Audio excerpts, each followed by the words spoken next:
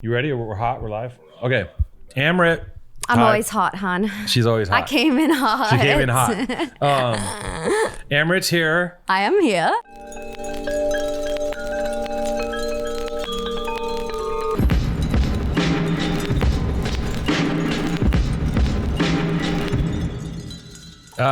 First off, I just want to ask you, what do you think of this hat I'm wearing? It's cool. Okay, well, hold on. But that's your hat. It's like kind of a leading question. But no. I mean this objectively. I'm not a hat. I don't wear hats. I don't wear baseball hats. Right. I'm going through a phase with my hair. Right. I have like, can I say? Is that crazy, or am I gonna get killed for that? I mean, listen, you said it, not me. Is that bad? Will I get canceled? No. I have like. I can't say that. Can I say that? He's like the redeeming thing is making it worse. So just like my hair's fucked up. My hair's fucked up, right? Why? I actually like it. Really? You think you think this is okay? What's going on? I think that's great. And like silver is like kind of daddy vibes. Like, but it's not the silver. It's like the cut. I had it longer, then I cut it very short, and now I'm in between. I'm trying to grow it back out. Okay, so you're like in the in between. So then I'm like putting a hat on for the first time. Like I haven't worn a hat in 20 years. We have a name for this called hat fishing. You're hat fishing the people. What does that mean? It means you're like if you're bald. Yeah, it's like people gonna think you're bald, bro. You're gonna share the hair. Yeah. Right. So it's like I'm reverse hat fishing. You think I'm hat fishing, but I'm like, no, I got a full head. Mm-hmm. Like Heavy was on and he was bald when he pulled his hat off. But I got a full head of hair. I'm still thriving. Good to know. In the hair. We just want to make it really clear that there's hair under there. There's a lot of hair in here. It's like I'm still hanging in there. Thick. It's are they one of the sponsors of the show? What's the Rogaine? Yeah, we're gonna have. That's who you need, Rogaine. Maybe I should I preventative? I always wonder if I should preventatively do some of that shit to keep what I have. Not that I'm losing it because it's fine, but you want to I'm getting a little long in the tooth. Maybe I need to work on keeping everything that is already here. It's different for women and men, obviously. Because we've spent thousands of dollars to laser off every follicle of hair. Were you a hairy person? Did you laser your arms? I'm Indian, so I had hair. Were you? Yeah, we both looked at my arms. Yeah, well, you were like, we spent thousands of dollars to laser off. I was like, oh shit. I'm like one of those weird hairless cats. Okay, you're one of those girls who's can't have any hair on them. You're not a single. OCD about hair. Mm-hmm. So that's why when people take the supplement, I'm like, no. You went there in the trenches when I had to nair my upper lip. No, done. We are hairless. So wait, forever. are you You're lasering your face, your arm. You're lasering everything. Everything. Legs. But everything. And then once you laser it. Toes. No, just everyone's stop playing this episode. No, just full body. It'd be sick if you did laser everything except for your toe knuckles or furry. That would be kind of tight. It's just busting out of the chanclas. No, my feet are lucrative for me. I mean, the thing is, that's going against the zeitgeist of what young girls are into right now. Because a lot of young girls are like, let's be hairy, let's have armpit hair. Me personally, your body, your choice. Your body, your choice. And I'm not a chauvinist, but my girlfriend, I'm like, you need to, I don't want that. I can't do that. Sorry. I know that's your choice. As long as she's cool with it, though. She's cool with it because she wants me to, I'll do things for her that she needs, but I'm like, I don't need the armpit hair. I'm too old for that. Okay. I understand that. That was my mom went through that. Right. And then my generation skipped it because ours was a generation of, what's the fucking thing when metrosexuality? Right. In the 90s, everything's groomed. Everything got groomed. Yeah. Everything got crazy. And it's like that famous Sex and the City episode where she's like, I got robbed. She goes and gets the wax and she's like, I got robbed. There's nothing down there. Oh, yeah. Yeah. See, that I don't like. I don't want, that's crazy. Yeah, you think it's crazy? I don't want a fucking Barbie doll down. I just want everything to be taken care of. Just not I want the PTA audience to know that there is nothing. There's nothing. Anywhere. She's anatomically a Barbie doll. There's no hair. Not a speck of hair. Yeah. But it's also easier, I feel just to be hairless. You're like a dolphin. You just sliding around everywhere. Yeah. Listen, I be at the undefeated gym, just my legs here, there. The room, everyone's rolling on the floor over there. I need to be hair free just in case. Right. A little flash, Right. Yeah. You just gotta be. Are you if you're OCD about your body hair? Does it extend to the rest of your life? Is your place perfect? My place is clean. Yeah. But I get, and I'm sure you can relate to me, packages that it's I have a pile of stuff. It's so fucked. And I hate sometimes it really gets to me because it's this disgusting this consumerism of Yes. I don't even know how people are getting my address anymore, but it's like I can't like physically and emotionally open it, so it just sort of piles in the corner. So like there's a little bit of disarray at the front. Yeah. It's first world pretty privileged problems right here. Yeah. But the rest of the place is clean. Right. Yeah. But is it like obsessively clean? Like do you organize your like? Like I have a dog, so I feel like if you have a dog, there's like a level to how clean you can be. My dog sleeps in my bed. Yeah. It's kind of dog hair. I'm sensing. Like, are you like? If I go in your bathroom right now? Yeah. Oh, my bathroom's clean. Yeah, it's perfectly clean. Yeah. I have like the cordless vacuum I use every day. Okay. See, my shit's fucked up until when No. my housekeeper decide. My Long housekeeper. hair. Right. So that's the hair. The stuff. only place there was hair, my head. Yeah. If my housekeeper just decides sometimes she's not coming, she goes, no. She'll just be like, I'm not coming, and she'll be like, I'm taking, like, and then she'll call me when she wants to come, and I'm kind of at her mercy. Yeah. And so when she doesn't come, shit just gets funky in here, and like, I'm always like, I'm coming, I'm going, I'm working, and like, I turn around and I'm like, it's a mess. So do you do the like pre-clean?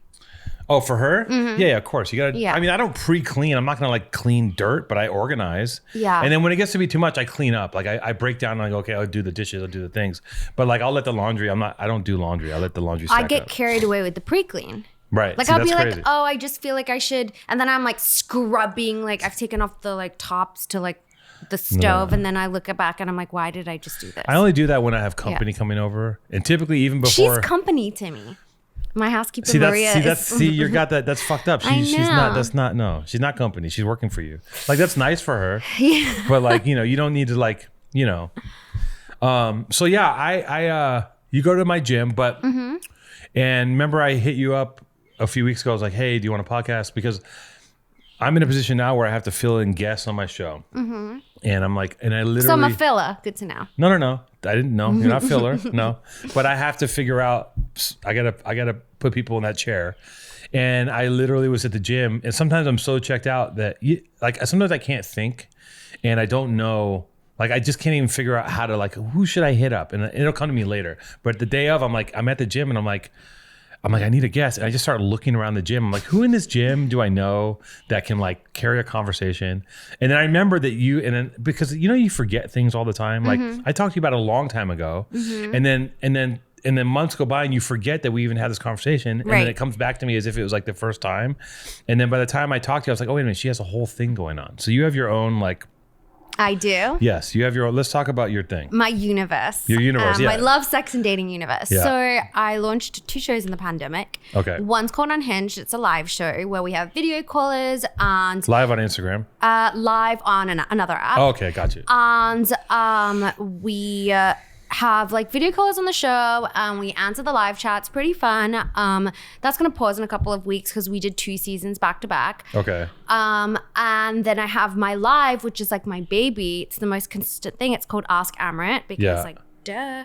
Right. And we have all kinds of people on there, like you name it, we've had it, like just friends of mine, women in the adult industry, like everyone, just like people you want to talk to about sex, love, and dating, we've had on the show. Okay. Musicians, actresses, just like fun. Right. And it's cool because it's 60 minutes, it's unfiltered. The publicists usually get mad after I upload it like immediately live on Instagram, so they can't stop TV. It. Yeah. Like the second it's done, because you can just like upload it, no editing. So yeah, that's been fun for me. That's cool. Yeah. And people like submit questions before and after, and like depending on who we get, like sometimes they'll be like really sex specific or really like, I had a friend Haley who's on Riverdale, so our audience is younger, and everyone was like, what was your first kiss like? Like it's really nice, and like it's kind of sincere because like you get a really wide range of like, what type of butt plug should I use, or like like it's like different depending on who the guest is. It goes from first kiss to like, how hard do you like to get butt fucked? Yeah. Or like, actually it was funny, I had a girlfriend of mine come on like a couple of weeks ago, but she's like kind of a fashion girl, and she like essentially like confessed this like ongoing like friendship relationship she had with this guy in this like BDSM where like they did some like weird dom shit, and her and her boyfriend didn't speak for like 2 days after. I was like, I'm so sorry.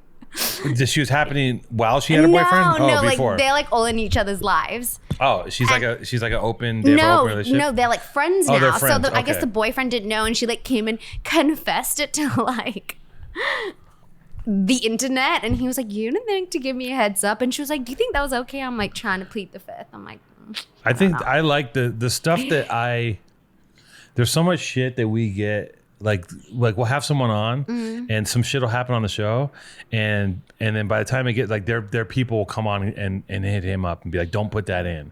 And I'm like, that's the best part of the whole fucking show. So like if you can just upload it, like if I can put this shit up instantly without even blinking, because some stuff gets cut out that's so hilarious. Really? I think so. That's a bummer. That's why I do it direct with the talent. Like I try to avoid like going through any official medium. So I'm like basically like my manager's worst nightmare. Right. And then we like the way with like the Instagram TV format is like you can just like upload it directly. Like it takes a second. It's kind of cool too. It doesn't take any time. I guess it's like recording as you're going and like uploading already to some server.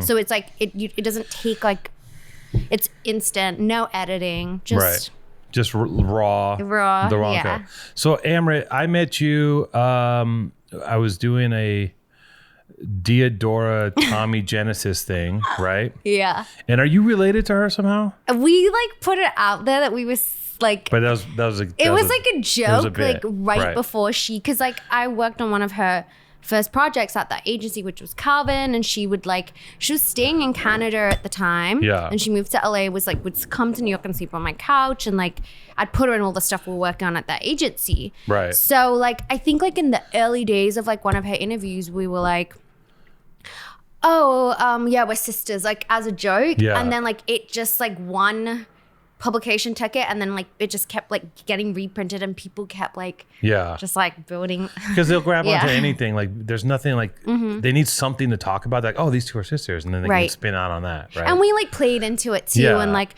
I DJ'd for her for a long time. That's and we went on tour together. That's what it was. You DJ. Okay, I'm putting it together. You DJ for her, but you were also on the agency side. Right. Okay. Right. Yeah. So I was like there for like 5 or 6 years, kind of like doing talent booking, talent wrangling for like campaigns, editorial, branded stuff. Right. But then it got to a point where it was like confusing because like all the brands I was working with at the agency, I was working with on the like talent side, like DJing their events, doing social stuff. And it was like kind of confusing. So I stepped back from that. Why did you go from the wrangling to being in front of the camera, or it's a quote unquote, or like why did you go from like wrangling industry side to like now I'm gonna DJ? Like what made you want to do that? Well, I always DJ'd. You always DJ'd? I always DJ'd. I had been DJing since I was like, I've been DJing for 15 years. So okay, kind of like I so love you're always music. DJing before, right? Yeah, love music, studied jazz, like always wanted to do that, but wanted to understand how to make it like a larger entity. And so I was like, if I work at this agency, like I get to play around with like way bigger budgets and basically do the same things, throw parties, tell people what's cool, and like do it on brand dollars, and like built that like used all their resources, and then was like, cool, I can do this for myself now. And you studied, I'm looking at notes that Jason sent me notes on you. He did? He did a little research, I love that. Yeah, he did. So you went to school for economics, but then you graduated with a jet. Where are you from, by the way? I'm from Australia. Perth. You're from Australia? Perth. Okay. You're an Aussie. Okay. Perth. Yeah. Perth, Australia. They say Aussie girls are wild. They say that Aussie girls are like this is what they say. I'm gonna tell you. This is what guys are saying about Australia. Okay. Yeah. This is what they're saying. They're saying when American men, and you got to hear, as a guy, you hear this growing up your entire life about everywhere. They say this about every place outside of America, but specifically I hear it about a lot of Australia. Is that guys, you go to Australia and Australian girls roll up on you, they're like, hey mate, you want to fuck? Like they're just straight up, just like there's nothing. Well, I'll say this is that like we're so far away that we're just really excited and down for anything. Yeah. And my guy friends, when they tour in Australia, like they'll call me from there and be like, what the fuck is in the water here? Like, so it's true. They're like, it's everyone's true. Gorgeous, everyone's down, like everyone wants to party. I'm like, you have to understand that like they don't really get this. Right. Perth, where I'm from, is like the last stop because it's on the west side. It's Western Australia. So like it always gets left off. So like when stuff comes to Perth, people rage. Like we're like so happy to have something to do. That. Yeah. That is like people, like great audience, great like crowd to play for. Like everyone wants to party. I feel like there's still also the after party has the after kick on, another kick on. Like Australia, people tell me too, like if you go to Australia, it's basically like you flew for 24 hours to go to like Orange County. Like it's just basically like heavy bro culture. Am I wrong? I don't know. It is. I mean, it's like, it's very like beach bum. Yeah. Right. Especially where fighting, I'm from. A lot of fighting in Australia. They had to like crazily like implement this like one punch rule because it like got super out of control and like people like fighting and like dying off like a king hit like type thing. It was like really a what? Like one punch hit? like a, you know, like, is that what that's called? I don't know what it's called. Is that I'm like I've never heard of that. A king hit? I made that up. I'm pretty That's sure. amazing. The king hit is sick. The one they call it a one punch. I don't know. A king hit. I think I like. Okay, I'm trying to trademark this. Like you need to lock that down. Yeah. Hashtag king hit. But it was like this like one punch rule they had where it was like a legal thing because it was happening all the time with like the fighting was like out of control. Yeah. I heard there's a street in Australia it's in where Sydney, all the bars are. Is it? Where all the bars are at, right? And they basically, so many people were fucking getting punched and hitting the ground that they put in softer pavement. That's what I heard. They did? I've heard this. Surprise me. I heard they repaved it and made it so like, you know, it's not a sponge, but like, so if you do hit the ground, you're not going to fucking die. Yeah. So like that's, you know, so everyone in Australia likes to fight. They like to fuck. They like to surf. I mean, how do you guys get anything done over there? We don't. Right. That's why you have to leave to go to. Did you go to school? Where'd you go to school? I went to school in Australia, and then I knew I wanted to be in music and entertainment. Yeah. And like where I'm from, Perth, I was like looking around. I was like, cool. There's one bar I can like kind of play here, and like a few like it just didn't have. It wasn't like America. Yeah. So that's why you leave. It's like you want the bigger, brighter. Right. We still have like the thing America still has going for us. I mean, I think we're going down the tubes, but like we still have a pretty good stranglehold on media for now until like the Chinese figure it out and some other, like we still have media kind of locked down, right? Like, well, I feel like media's democratized now. Right.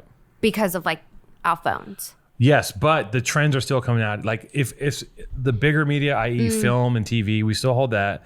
We created that. And then we also still like, unless I'm being ignorant, but I feel like the trends are still coming out of America. Well, I feel like that's because like what you said, China, like they don't have access to all, like social media in the same way we do. So like they have their own, like they have like Weibo and all that type of stuff where it's like they're probably doing some wild shit too that we just can't see. We can't see it. Yeah. Every once in a while I'll get a glimpse into what China's doing, and you're literally like, I'll just see like a video of like, it's like dudes, it's like guys walking down the street dressed in couture and doing full fashion shows. Asian street style, like Korea, Tokyo, like China, like any of those places are fire. Like they are shitting on us. They are laughing at us. They are like really, truly laughing at us.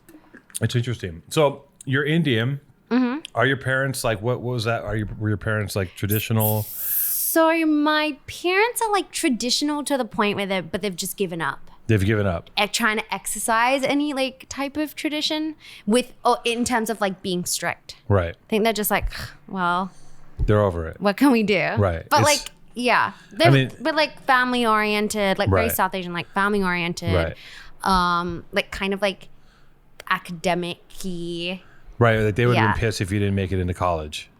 Oh, hell yeah. Right. That was like Mando. Like you have to go to school. Oh, totally. And like it wasn't until like recently like an article came out and my mom was like, okay, like this is some legs, because she's like, every time I go on Instagram it's you talking about sex and blowjobs, and she's like, why do I have to endure this? I'm like, for this reason, because I'm normalizing the dialogue. Right. And like now things like when there's a little bit of success that follows, they're like, all right, like, but traditional and Indian in the sense where like they're not that cool with all that stuff in the beginning. Now they're like supporters. Right. Like, why are you embarrassed? You're talking about blowjobs, and she's like, why are you embarrassing me? You're like, I'm not embarrassing you. I feel like I feel also like I'm you get this too, like you're just the mediator. Like I'm the mediator. I'm just creating the space. Like the craziest shit isn't getting said by me if you've followed along. I don't know if I might be guilty of saying the more dark shit, but I also don't. There's no one like my parents aren't like they're just like they're happy that I'm like just not surviving, not asking them for things. Yeah, I haven't asked them for anything in a very long time, but like they're just like thrilled that I'm doing things, you know, like because when I was a kid, I was such a fuck up that like they're just like this guy's not going to figure it out, you know. Right. And you know, it's interesting when you talk about the normalizing all that stuff. I was thinking about like what you do, and I was thinking about culturally. There was a shift. I remember my partner telling me, he's like, girls, he's like, because this is like 7 years ago, 6-7 years ago. And he's talking about something. He's like, you know what girls are into right now? He's like, they're into being ratchet. And I was like, yeah. He's like, kind of explaining to me. I'm like, I guess you're right. And he's breaking it down because 5 years prior to that, to say that someone was ratchet was an insult. Right. And there were some outlier like women who were just like, I'm going to be this person. Like there's always been women who have been proud to be what they, you know, like who are like outspoken and they're like, you know, there's always been these figurehead women. But on a mass scale, it wasn't normalized to be like, I'm going to be ratchet. I want to fucking be a quote unquote a slut, whatever it is. And I think that like this thing happened where it started out with being ratchet and having fun, and then it just became part of like the culture, right? Of for all women to, I think, even to a point where it's like, even on college campus, you're learning that, you know, that like this is not something that you need to be ashamed about. And I even when I was a kid, I always was like, yeah, I hope you're out fucking. Like I hope a girl's out like getting laid and doing things, because otherwise I don't want to fuck with you if you don't know what's going on. You know, like, I don't want to teach you stuff. That's fucking gross. Like we also like, because we're so like, isn't it indoctrinated with like even just like the language that we use. It's like women lose their virginity. We lose it. Men take virginity, right? Like even just down to the way we use our language, it's like it's a loss for us and it's a win for you guys. Right. Like we're just talking about cis like hetero culture. So like we want to reframe that. It's like, no, like we're not losing. Like we're all winning. We're playing for the same team. Like, you know, it shouldn't be like that. And like, especially as a South Asian woman, it's like, one, you like don't get like the media growing up, or like your stories are never told, right? So like I never saw someone who looked like me, because like in Bollywood like culture, you don't see like sex, you don't even see kissing, right? So it's like a lot of dancing and singing, no kissing. Fire outfit changes, great songs. No kissing and fucking. Oh yeah. So there's no fucking. There's a lot of weird fighting and a lot of dancing, but no fucking in Bollywood. Not even kissing. Like not even kissing. So like it's this like we associate this with shame, right? And a lot of like people from like multicultural backgrounds, like Arab, like we all have kind of similar like this like shame and fear that's like instilled in us, especially as women, right? Yeah. So then we don't see it in the media, and like American mainstream media is like all white male gaze. Right. And then like even just the language and the way we were brought up, it's like you got to protect this thing, like you can't lose it, like it's you know. Right. So it's like we don't normalize like just normal like body stuff, sex. Like I didn't have the birds and the bees talk. My mom was just like, don't do it. I'm like, cool, thank you. Like what? That's not you know. And so for a lot of like women who like look like me, or like, you know, women identifying, whatever, like I think it's like about creating this conversation and normalizing the space so like you can see it. Like people who look like me talking about sex, that's dope. Like that's important. I didn't have that growing up. Yeah, I think it's like, I think as long as it's whatever it is you're doing, you know, as a woman or a man or whatever it is, like, because listen, there's men who are like insanely toxic with this shit too, and they're like out, like there's, you know, like everyone is out there trying to like do what they can do and work within their means of what they got to get what they want, etc. But there are men who like men are applauded for fucking a lot of girls. Yeah. And traditionally, and this is like this toxic king like hive. Right. Be her problem, don't be the answer. Right. Like fuck bitches, get like. Well, it's also like the side bitch thing, right? That shit's been super normalized. Mm-hmm. So like having a girlfriend, and in culturally certain places, they're like, of course you have a side bitch. Yeah. You have another person that you fuck. Yeah. Which is like, especially like different cultures. So it's like if you're in France, like my Parisian friends are like, well, that's my boyfriend, and that's my lover, and that's my like, and that's like normal shit. Normal shit. Yeah. Should it be that way? Is that how it should be? I don't know. I mean, I guess, don't know. It's whatever you want it to be, bro. I guess it is. Yeah. It's like whatever you work works out for you.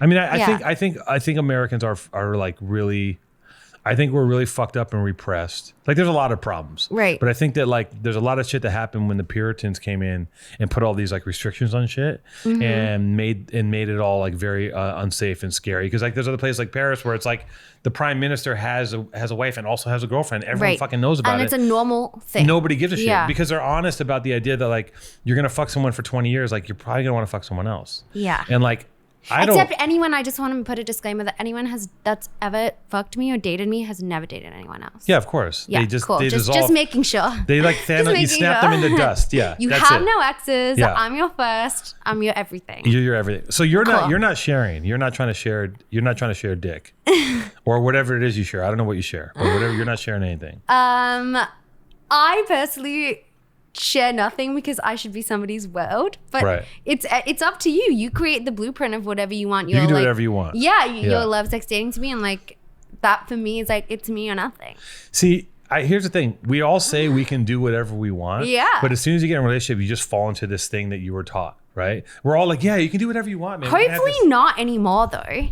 You'd like to think so, but I still feel like however you were brought up is kind of where you end up, right? Like if you're brought up in a family that was like close and nurturing, eventually that's where you're going to be. And if you're brought up in chaos, you're going to have chaos. And I've had like both. Like I was brought up in chaos, but I'm also like with a person who like loves me to bits, and I'm learning to like move with that, you know, because that's not how I was brought up. And there are times when I'm just like, why isn't this shit on fire? And I'm like, well, it shouldn't be, because I've been in those burning building relationships too, and it's like chaos, and like it's exciting for about 20 minutes, and then you're gonna want to fucking die, you know. It's also really nice when you get to a point where you separate that like fighting toxic with like passion, right? Because actually it should be easy. It should be easy. Whatever the situation is, it should be easy. And like we get so caught up with that, like, oh, but I live and die for that person, and like I ride or die for them, and it's like, no, it shouldn't be like so up, so down. There are ups and downs, right? Yeah. But it shouldn't be like.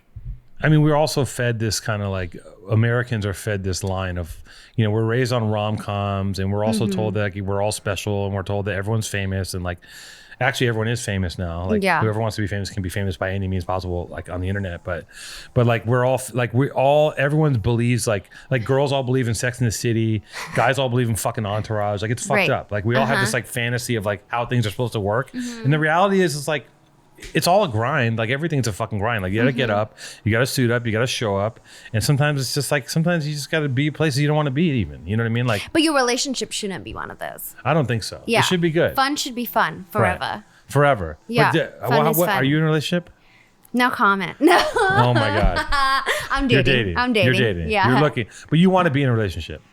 I'm dating you don't know. someone. Okay. I'm dating someone. You're at that period. Who listens to this podcast? Who listens to this podcast? Okay. Yeah. Who's a fan of this podcast? Do I know this person? Maybe. I think he goes to the gym? No, thank God. No. Oh my God. No. Can you tell me? No, separate. I'll tell you offline. Okay. Yeah. So she's being cool. She's being real cool about it. She's like, I'll just tell you. She's like, listen, dude. She's like, here's the thing. She's like, you're cool, but like she doesn't, you know, she's not really sure what's going on. I'm sure. But like you must get this with your partner too. It's like you sign up for all the bullshit that comes with like putting your life on the internet. Yeah. And like that other person doesn't. And it's like, I almost think it's like kind of unfit. Like my last serious relationship pointed that out to me. He was like, bro, he's like, I don't want to be on the internet. If I wanted to, I would put myself on there. But how did you put him on the internet? I would like put him in stories once in a while, not even tagging him. And he was like, too much. Like everyone knew we were together. Yeah. But he was like, this isn't my life. Like I don't that's want fine. this. It's fine to, yeah, I think that's fair. You have to respect that. I think being respectful of your partner and like their wants and needs. And I've never had any issues with it. Like I'm literally like, you know, like I get, girls will slide in the DMs, and sometimes they do. What's your favorite pickup line in the DMs? What's mine? Yeah. I don't do what's pickup. worked for you? What do you think is good then? Like not right now, but like obviously you're in a happy relationship. I don't do pickup. I don't have pickup lines, but like the best dating app. The best dating app is Instagram. I've been on all of them. Instagram's the best. No Raya. Right? No, Raya, I was no on Hinge. Raya for a minute when I was single. Bad. It's disgusting. Every picture was an ex model in Mykonos in a big white dress with a hat, and that's what. And I was like, I don't want that. I don't want this person who obviously wants something that I'm not going to give them, which is like fucking extravagance. Fame, clout, right? wealth, I'm not going to give you whatever. that. Even if I had it to give, I'm not going to give it to you. But I do secretly have it to give. But I'm not going to give it to you. You know what it's good for? Finding out people have broken up. Why? Because then they pop up on Raya. I'll always see like people I thought yeah. were in relationships. I'm like, oh, I guess that's over. Right. Yeah. Yeah, I was on Raya. I was on every dating app when I was single because I'm like, fuck it, let's just like see what's out there. And I was never good at. I'm not good at the dating app thing. Like there's a way that you present yourself as a man to get people interested. I was never good at that. But on Instagram, it's totally organic, and I'm like, and I'm comfortable there. I'm not trying to sell anything, and then I can talk to anybody. So is that how you met your partner? No, I met her playing poker. Oh wow, badass. Yeah, she was playing. She fucking beat me. She destroyed me in a hand, and I was like, "You little bitch! Like, what the fuck?" And I yelled. I kind of yelled at her. I was like, "You fucking did it," you know. And then, and I wasn't gonna date her. I was like, I had no intention of dating this girl. She's like way younger than me, and I was like, I'm not gonna like. And I'm also wasn't gonna date someone at a poker. As a group of people I played poker with, so I'm not gonna fuck up this by dating this girl because I know where this is gonna go. It's gonna be a mess, right? Yeah. We're gonna hook up, and then. This is how my mind goes, like we'll hook up and then she's gonna catch feelings and then I'm gonna have to like not come to this game because she's gonna be like all hurt, like that's how, because I was like a serial single guy for so long, you know. How long were you single? I mean, I've been single I've been like fucking around forever. No, this is no comment. Because who are you gonna upset if you say like 12? No, I mean, no, I've had girlfriends for sure, but like they've been short-lived like relationships. And there was like, and I had one long relationship with this woman but I was such a mess that I just was like kind of tortured her, and I feel like we're friends now, but like as much as you can be when you put someone through that. Yeah, I really like, and we've like, I've made amends for that and told her like, I'm, you know, apologize, but like I think there's always like, it was fucked up. But like I spent a long time in my life being single and just kind of being, you know, enjoying that idea of being single. But I think secretly I definitely wanted to have, you want to have like a partner. Yeah. And you want to have someone that's going to like kind of help you with, I don't know, someone that's actually going to be there. Especially in LA. It's like a very LA thing, I noticed. Being single forever? No, being in a relationship. Really? Because like New York kids are just fucking around and they never want to settle down. Yeah. Like I never really felt lonely till I moved here.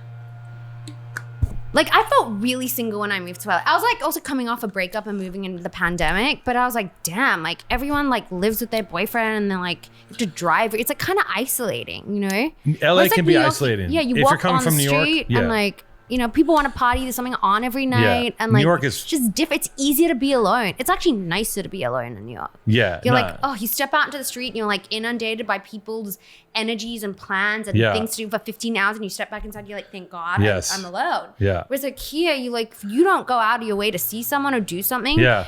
You're by yourself. You're by so yourself, like it's easier to be in a relationship here. I could see. I understand what you're saying. You have to make an effort to do shit here, and New York is just like you're instantly just dropped in chaos, and it's amazing. Yeah, you step outside in LA, you see like a tumbleweed, and you're like, what the fuck? If you don't have a plan, you're just fucked. You can't just wait. You can't just walk outside in LA. Yeah. You can't just walk outside in LA and end up somewhere. Like, there's no way. I know. I miss the like serendipity of like, I actually love being in LA right now, but I miss the serendipity of like, not knowing where the night's gonna go. Like, I'll walk down here, I'll run into a bar, we'll go here, we'll go there. The night's young. Like, we never know. It's like here it's so like calculated, like it's this party at this house and they do it every Sunday, and like it's in Mount, like it's just also segregated like a motherfucker in LA. Dude. Like New York, you're in a bar with every range of person, socioeconomic, from models, everything. It's like groupie and cliquey here. Yeah, it's groupie, it's cliquey. It's also like there's a black part of town, there's a Filipino part of town, there's an Asian, like there's a Korean part of town, like, and all these groups don't interact. Like there's occasions where they do born and raised parties, but good plug. Hey. But a lot of times they don't, and it's like everyone sticks to their own group, and like you have to navigate all that shit. And like I personally don't like that, because I grew up in Venice, right? And there was a good mix of people. It was like you saw a lot, like you saw a lot of different things, kind of like, you know. Yeah. But outside of that, I mean, that doesn't exist anymore, that whole world. But like, yeah, it's very broken. It's broken up. It's spread out. I mean, I love LA, right? I'm from here. Don't get me wrong, I'm not shitting on LA, but there are things that New York has that LA does not have, and I don't think ever will at this point. Right? Totally. Yeah. And similar to like, I grew up in that like very homogenous way, like kind of how it is now, where everyone's white and blonde and surfs and lives by the water. When I moved to New York, I was like, fuck yeah, this is like actually what being in a multicultural society looks like. Like, you know, like working together, not isolated in different pockets. Yeah. And so I almost feel like a little bit of regression moving back here, because I'm like, oh, like everyone's in their like areas again, just hanging out with one another. Except for like a few like crossing groups, but not really. That is the cool thing about New York. It's like everyone's just like the city just smashes everyone together like a fucking just a big ass sandwich. Like you're all in the subway, you're all in this place, you're all in the street. Like just walking around New York and just walking around town in the street is so crazy because everyone's walking and you see everything all I the love time. it. It's just like I could just be by myself all the time. yeah, no, I could just walk around all day and just New York's a shit. But I do know, going back to what you were saying about the no dating in the poker world, because as an ex-poker waitress, oh my God. It's very strict rule that you can't date any of the players because you can't fuck up the house's money. Right. Yeah. So right. Being a poker waitress is like, I feel like you're in the genealogy.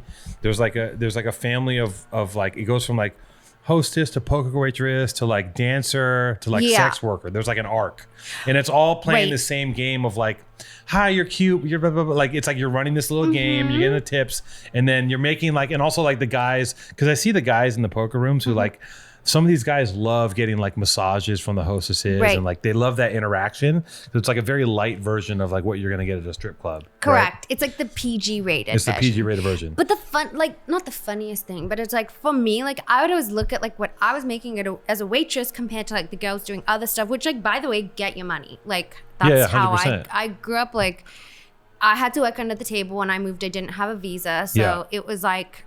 I was like surviving, but I was surprised that I would make more money than like for doing very little. Right, you make money by doing less. Yeah, it was like the remembering game. A player's drink, making sure like the delivery came in on time, like remembering. It's about attention to detail. So 100%, like, and actually injecting it with personality. Yeah, if there's an actual personality involved with what's going on, like when because all the other girls are like they're like, well, I'm so hot.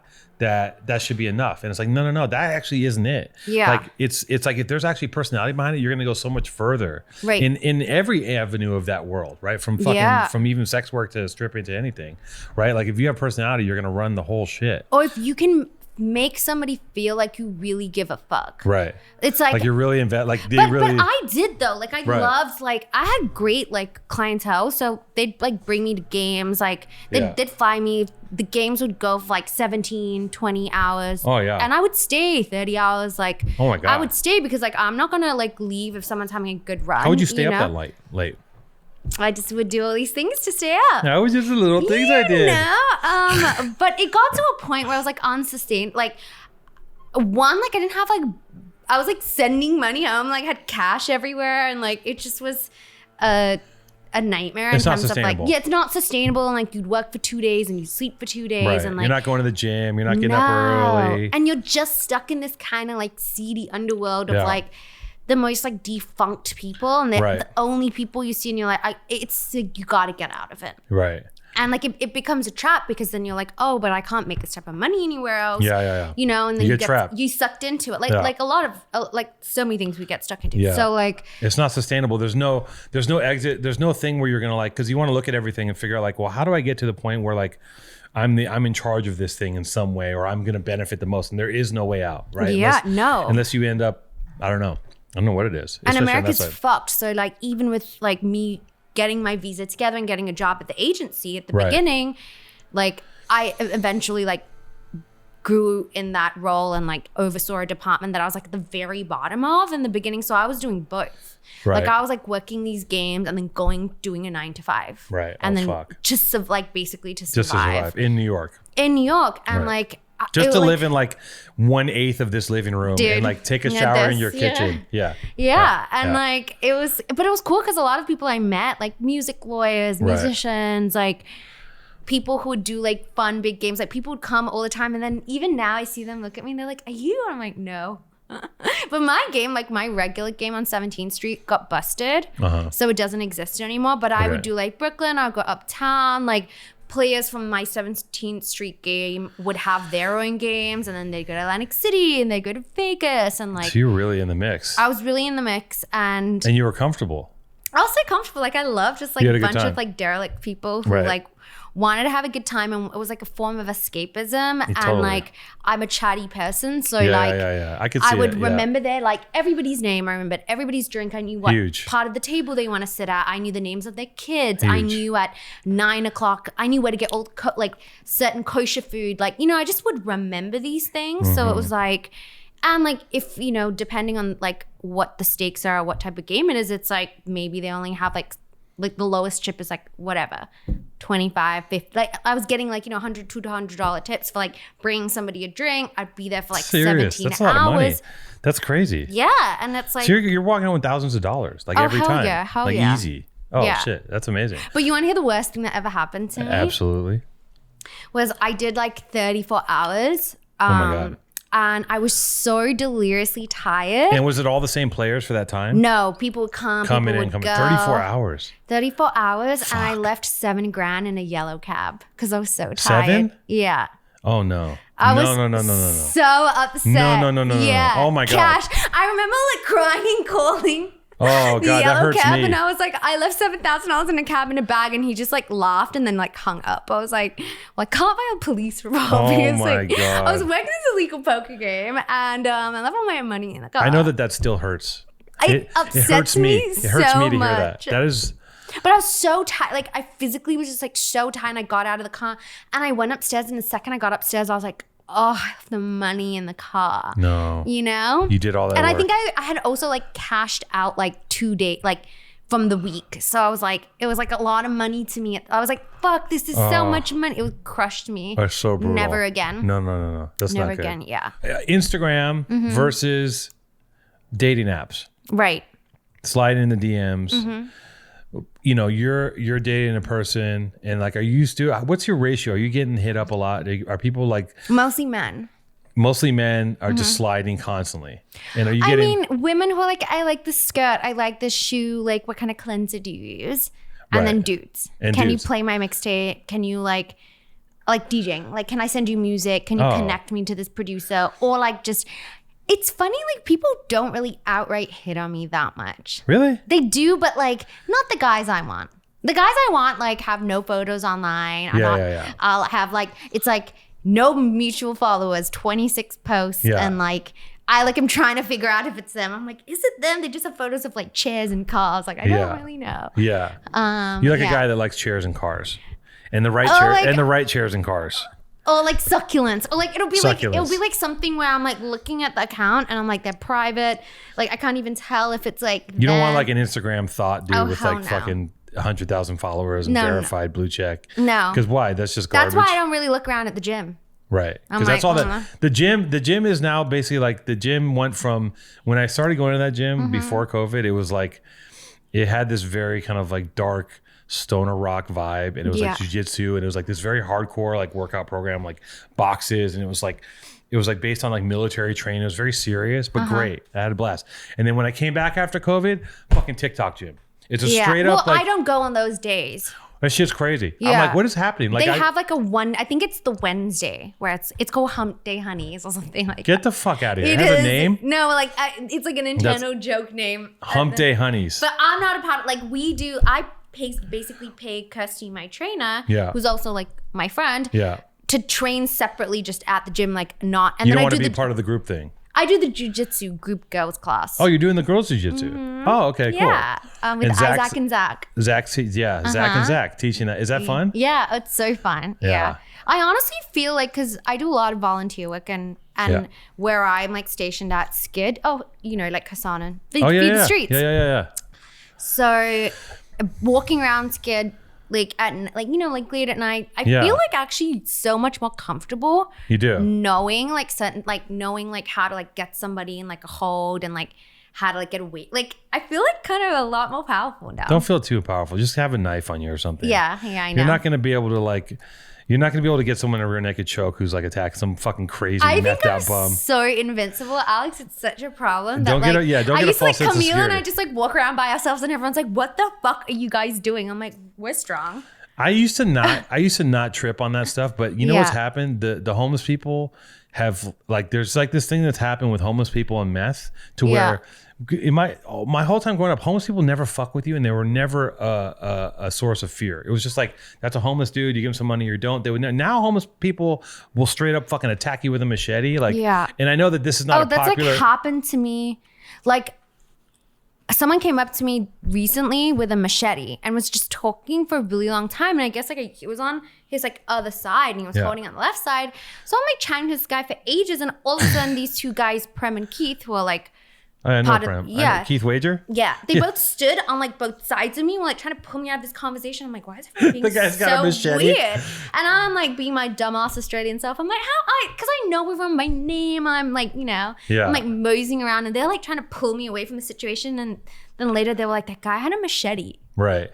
I just didn't see it. Like, maybe I'm not that street smart. I'm just going to take your head for a walk right now. Casually chatting to him for 20 minutes. Just I think there's like I think a lot of that shit's happening in Venice where you see just like homeless camps mixed with ice, meth, whatever the fuck's going on. And like, it's just like a different type of homeless person. Yeah. It's like, they used to try to make you be scared of homeless people when I was younger, and there was nothing to be scared of.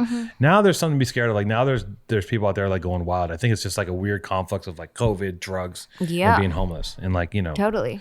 That's why it's important to do the work we're doing. It's important to do the work, right? You got to get them cleaned up. Hassan's out there doing the Lord's work, right? He's out there fucking Hassan's a trip, right? He's out there just like... He brought me... Okay, so Hassan initially brought me into Undefeated. Oh, yeah. But I also like knew Zach from the internet. Right. And like, then it was like just like a ton of things. Did Zach try to slide? No, he's a good boy. He was just like a friendly. Yeah. And we had a mutual friend, and like he's friends with Kirsty's boyfriend, Nick. So like Nick would always be like, my friend Zach, blah, blah, blah. And then... I liked the gym during COVID because also it's like kind of open. Like they used to keep the door open. So it's like an open gym. So I was like, I felt like safer. You felt safer. How do you feel now? You know I got COVID, right? I know. I had Mrs. COVID came to stay. Mrs. COVID came to I heard she made a visit. Yeah, she made a visit. And I'm still, like I was at the gym today. Yeah. Like I felt bulletproof with the vax, and I wasn't. I got sick, and now I feel like I had the vax and I have antibodies. Yeah. So I'm in the gym, I'm doing jiu-jitsu, and now I have this thing where for the past 2 days in the gym, I'm just becoming dizzy and nauseous. So I'm like wrestling, and I can't tell. So do you feel like you had the Delta variant, or did you? Everyone's like, did you get Delta? I don't fucking know. Yes, right. Let's say yes, I got Delta. Yeah. Because I don't know. Well, I had regular Mrs. Vidya. How do you know? Because I had her in the beginning. Okay. I had her in February 2020. And did you get vaxxed? After, you did get vaxxed. Okay, yeah. I'm not an anti-vaxxer. Okay, good. No. Yeah, okay, yeah. No, we're having like. I'm a team player. Okay, I think you gotta like. In LA, you like really never know. You just don't know. Yeah. And like people are now getting to the point where they're lying. You know who I'm talking to. It's also like kind of to go through that much trouble of like making a fake vax card. Yeah. Like I have to go play in New York a bunch of shows next week. Yeah. You're DJing. DJing, yeah. And they have a rule now. Nature is healing, finally, back to life. Right. And you have to show your vaccination card. My friend who I do a bunch of parties with, Isaac, was like, yeah, people are making fake cards. It's like kind of crazy people are here making fake cards. And it's like this. Just like get vaccinated. Yeah, or don't go. Oh, don't go. Yeah, sit it out, bro. Like there's gotta, when you start making a fake vax card because you think you know more than science. Like I don't give a fuck. I don't fucking have any love for the government or the structure or America as a whole. Yeah. But I will say, like in this case, with what's happened and the research that they put into the SARS virus 10 years before this happened of like trying to figure out vaccines, they didn't make this vaccine in 18 months. They've been working on a variation of this for a very long time. You have to believe in something at some point. And you have to join a fucking team. So as long as people stay unvaccinated, then we're going to be stuck in this thing forever. And like everyone has all these theories and all this bullshit conspiracy. It's like the QAnon, like I know. It's fucked up. It's so fucked up.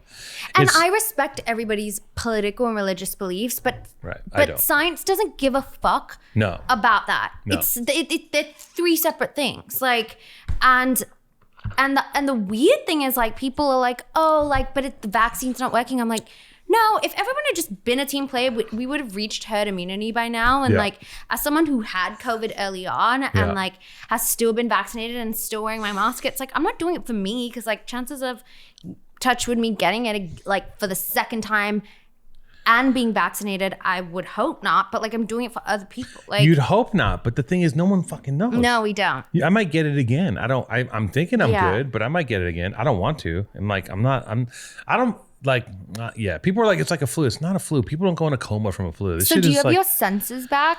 Yeah, I didn't lose taste, smell, any of that shit, but. Oh my God, if I lost my taste, I'd be so bummed. No, I didn't lose taste. Yeah. But my girlfriend got everything. She got the taste. She got shallow breathing. She still has a cough. She's still a little lethargic. I'm still a little bit like this nausea, dizzy shit. I don't like this shit. Like I've been the past 2 days in the gym. So when you're rolling, like do you feel when like I'm rolling, I'm literally like winded? When I stand up, I have to like grab a wall. Like that's how fucked up I am. I'm doing drills in the class. Yeah. And like they help me up and I have to like cling on the side of the wall and I'm like, I just want to get through my workout. Like I also don't want to stop working out because what I didn't realize about jujitsu is like how long it is. What do you mean? Like I feel like people stay in that room for like 2 hours. Oh yeah, I'm in there for 2.5 hours. Two and a half. Like I'm like 45-minute workout. I'm done. It's not a work. See, that's what I love about jiu-jitsu is that like once you get into the idea of, and this is like I hate that I've become this guy. Like because there's jiu-jitsu guys. What mansplaining jiu-jitsu? Go ahead. Yeah, no, I'm not mansplaining. No, I'm just fucking with you. I just he's like, cut this out.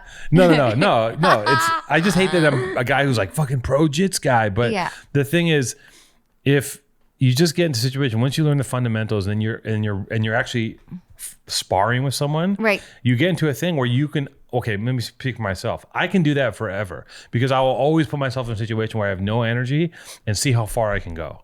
And like I just keep doing it and the thing is, it's little increments. It's little 5 minutes. Okay, I can do it in 5 minutes. Okay, and then I reach these cliffs of exertion where I'm like I'm dead tired.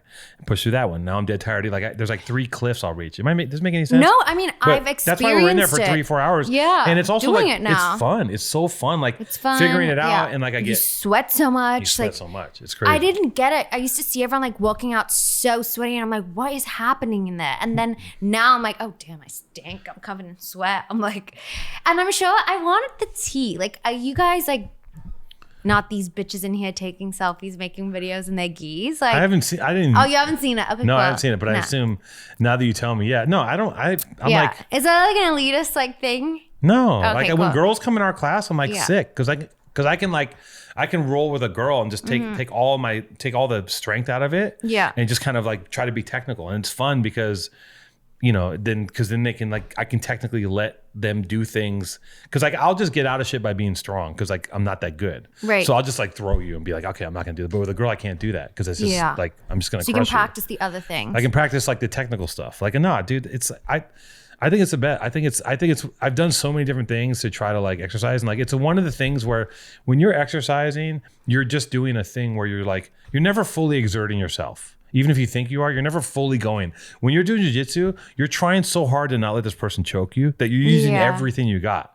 Like I'm using everything I got to get this guy off of me, And like it's also funny too. Like I'm like rolling around and they're just like sweatily hugging a man, and I look over and there's just girls doing squats and shit. Oh, that's me. Like, yeah, that's you. You're doing like Amrit's butt workout. Yeah, you're doing a butt workout. Yeah. Like you guys are like running in place, and I'm just like, fuck. I'm just like.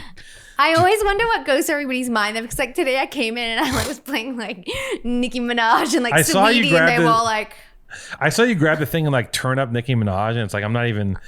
I was trying to see how long that would ride for. I put on twerk out workout. Yeah. And Austin comes out the back and he's like, "What the fuck?" I'm like, "I've arrived." It's just like full jiu-jitsu class and moods change. Yeah. No one stopped me. No one stopped you. No one stopped me. You got agency in there. You're running around doing stuff. I mean, it's like a separate, the gym, also the jiu-jitsu side is like a separate world. We're in our own cocoon. Like, we're just like trying to like not, or I'm just trying to not get choked. So I don't know what the fuck's going on. It's just funny to look up. Now when I look up outside of that room too, it's just like, like on certain days you look up and there's like 10 like hot girls like doing fucking, jumping jacks. Well, like Kirsty's client, she's like training like Kai Gerber, Emily Oberg, Phoebe Tonkin, like what are those, like influencers? Like model, actress, so that's like her clientele. So it's like everyone's just looking up going, wait, what? You can tell too, you can tell when the model actresses come in because you're literally like looking at a different animal, right? Yeah. There's just like, there's people and then there's like those people who are just like these like, they're just like Gazelles. Yeah, they're like gazelles. They're like different, right? You're just like, okay, that's you are, and you're like that person is obviously in that sector of things, right? Right. But I feel like there's a lot of integration of that at the gym now. I wonder if there are any undefeated love stories. I would love to know. Undefeated love stories. Yeah, I bet there's a lot of sliding happening in there. I don't know. I think there's a couple guys in there who are. I think the guys that are in the workout section are the jits guys aren't doing it. No, they're not. No. They couldn't give two We're all fucks. the jits guys. We're all fucking nerds. We're just sitting there, just like obsessing with hugging each other and shit. I like it. That's hot. I mean, wrestling is like the most homoerotic thing in the world.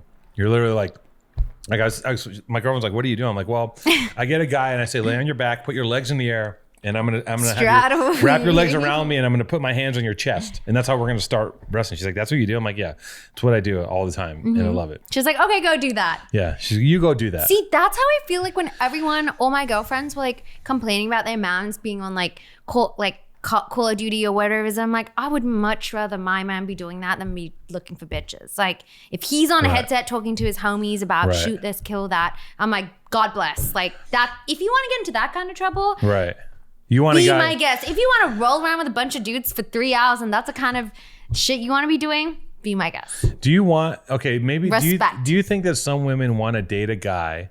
Do you think some women, because here's the thing. If you're looking for a man, right, you want to know that, like, you don't want a guy that no one else wants. And you also want a guy that knows, you want a guy that can go out and get himself laid if he wants to. Oh, yeah. Like, you want a guy that knows how to, like, navigate shit. And you want a guy that has some game. Whether or not you say it, he's got to have some game. You can't just come out to him and be like, oh, like, you're, you know, like, he's got to fucking have some finesse. And how far does that go? Like, do you want to have a guy that you know could be cheating on you any minute? Does that excite you? Because, like, I think for some girls it does. Yeah, I get, it's that, like, toxic, like. Right. I want to know that my man's a catch. Yeah. And so it's like, I do obviously want other women to want him, like that mentality. Right. But like, he's also mine. Right. And I want like the best of both worlds. Right. So you want him to But say. that's why I don't want anyone like too internet public facing. Yeah. Because to me, it's like everyone's trying to fuck one another anyway. Right. I don't need like the added like stress of like a really big platform of visibility. Because I know what that's like. Do you think you're suffering from main character syndrome and you don't want anyone to, you want to be the star? I'm the movie, hun. Okay, good. Yeah, She's aware. Yeah. I'm You're self-aware. movie. Okay. I'm the movie. You're like, I'm the main attraction in this relationship. You had no followers, no presence. I'm doing all the... No, it's kind of like yin and yang, you know? Like, I actually like being with people who pull me off my phone. I like being people who like my sister is like, she works in accounting. She married a doctor. They're so grounded. Like when I think I've had a bad day and I talk to them, they're like crying over fashion shit. Like get your life together. I want someone who's like, get into the real world, sweetheart. Like when my sister's husband has a bad day, somebody dies on the table. Like for me, I'm like, this brand just doesn't want to work with me anymore. And they're like, get over yourself. No, none of this is all like, it's all fake shit. It's not reality. Like the stuff that we're like, there are parts of my life that are like the business part of my job is real. And like the meetings, all that shit's real. But like the rest of it, it's not, it's like we're living in this fucking bubble. It's not real. We don't have real problems. The problem's like, we couldn't get this fucking thing made. Like, it's not like, you know, this collaboration didn't happen or like this brand didn't want to sit me. Like I was talking to a bunch of girlfriends of mine and we were like, remember we used to get so upset, like Paris men's who's in what row, like who got like this brand won't sit me in the front, like this brand like, I'm like, we used to just care about the dumbest shit. Yeah. I'm so glad, like I'm hoping that everybody evolved past that. No. No, it's just gonna be, I checked out of a lot of that stuff a long time ago because I realized that I don't want to be in a, like I don't want to collect sneakers because I can never win, and I don't want to devote my life to that. Right. Like there's other things I'd rather pursue, and like that kind of shit, like being at every party and being in the front row. Like there's people that are really good at that. Like I don't want to fight. I don't want that. That's not the fight I want. I want to fight I want to have other fights, but those fights I don't want. Yeah. Because I'm not going to win and I don't have the energy. And also I need to I have to shut down periodically. Right. And just like, I have to just go I have to just go like quiet, like a lot. But I also think as someone who's been in that circle, because I can safely say I've done that shit. It's not that lit. Right. Like you do it and you're like, oh, whatever. It just appears lit. You have the appearance of being everything to and like, you know, you can commodify it if you want to. You can make money on that shit. Totally. Make it work, and like people need to do it, but I don't want that. I can't do it. I'm good. I'm cool being like, I just want to be low key. I don't want to do it. I think that's why I like subconsciously moved to LA. Because I was like, oh, I want to check out of this like rat race that I feel like everyone in New York too at some point wanted to be in part of, but just got sucked into. I mean, New York is amazing. And then even New Yorkers themselves at some point, they're like, I'm tired. Let's go to LA. I can get a place with some space. I can go hiking if I want to. Or they go to upstate New York. Right. You just get out of that thing. It's those two, like, because like the only way past a certain age to be sustainable in New York is if you're fucking crazy rich. Yeah. Right? And then you have space. But if you want space, you can't. There's no way. But I do get it now because like in the beginning, people would like my friends would leave and I'd be like, God, you pussies, like get it together. Right. Now as someone who's based in LA but still goes back to New York like once a month, I go for a week and by the end of that week, I'm like, God, I'm so tired. Like I get it now. Like I'm in that small hotel room, like, or I'm staying at friends' places and it's like a one bed, I'm like, how did I live like this? But it was almost like I didn't know better at the time. And now I'm like, oh. It's exciting too. It's the same thing of just being like, you step outside New York in the summer and you're instantly just like, within 5 minutes, you're covered in dirt. Like you're just covered in filth, but like everyone is. So you're just like, let's just go. It's like, fuck it. Who cares? I love it. But also you get like 1 nice month, 2 nice months in New York. So we're like have this PSTD. We're like, we have this like Stockholm syndrome to like the 2 months of nice weather. Yeah. And then we're like basically like shuffling through like snow and shit like that and like the power being out. For that 2 months, you know? Yeah. Depends what you want in your life. Yeah. Those 2 months are fun though. Actually, it's all fun. It's all fun.